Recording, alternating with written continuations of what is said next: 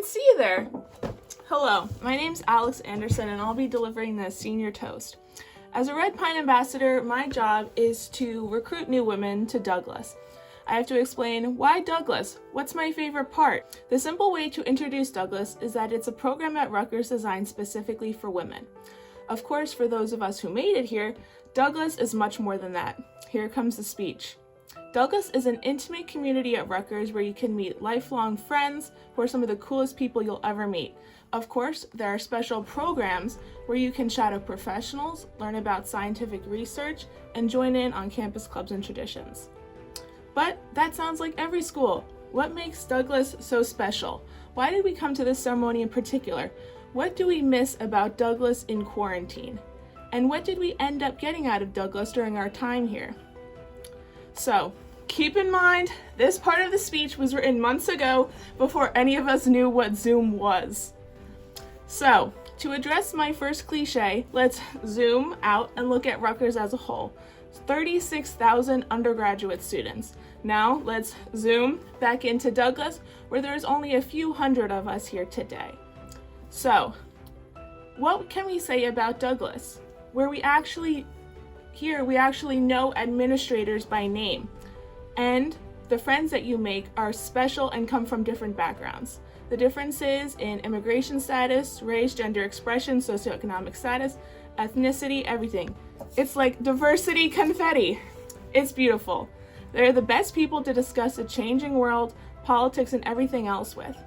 Before me are so many people with different perspectives, and I know we will all have more to teach each other even as we leave Douglas. And the programs aren't just career programs, they're actually empowering. When you see someone like you going through a day at work, like a hijabi, a person of color, another strong woman, you can see yourself there too. That externship actually helped you with your career. You can see yourself achieving success, blazing your own trail.